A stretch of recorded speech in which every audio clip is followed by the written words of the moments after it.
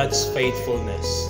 In Deuteronomy chapter 7 verse 9, know therefore that the Lord your God is God, the faithful God who keeps covenant and steadfast love with those who love Him and keep His commandments to 1,000 generations. God's faithfulness to us does not depend on our faithfulness to Him, because not only sometimes but most of the time we are unfaithful to Him, but He remains faithful to us. In 2 Timothy chapter 2 verse 13, if we are faithless, He remains faithful, for He cannot deny Himself.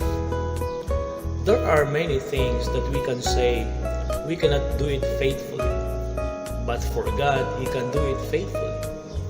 There are many instances also that we can say it is impossible, but for God, everything is possible. When we look at Jesus Christ and what He did on the cross, we can see God's faithfulness. Every covenant is now fulfilled in Christ, and the sign that goes with the covenant is the cross. One of God's faithfulness is the fulfillment of Christ on the cross. We can specify also God's faithfulness in Genesis chapter 15 verse 6. Abraham believed God, and it was credited to him as righteousness. That was immediately after God had showed him the stars in the sky, and God had said, "Look up the sky and count the stars, if indeed you can count them." Then He said to him, "So shall your offspring be."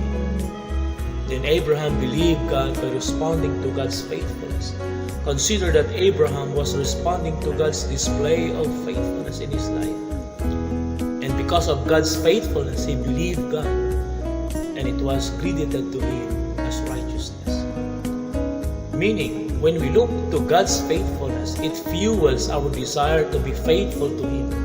By looking to God's ultimate display of His faithfulness on the cross, our faith will be strengthened because we are staring at God's faithfulness and we believe.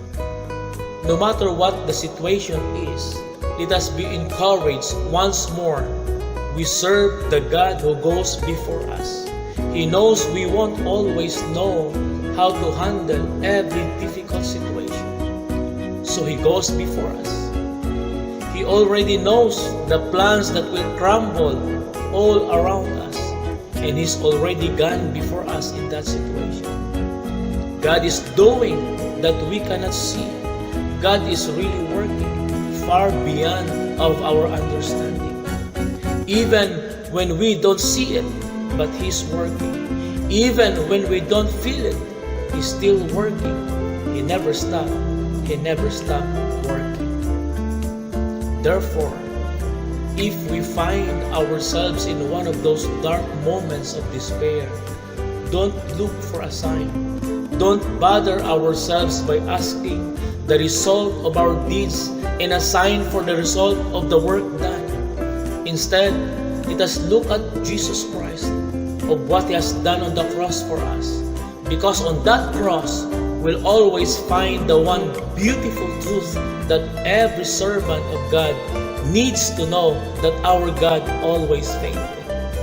And He signed that covenant in His blood, being shed on the cross. So rise up and be of courage, for God is truly great and faithful. His love stands forever, through 1,000 generations, to those who love Him and obey His commandments. For God's faithfulness continues through all generations, as He established the earth, and it endures. Psalm 119 verse 90, your faithfulness continues through all generations. You established the earth, and it endures. Thank you for listening about God's faithfulness on the Daily Perception. God bless everyone.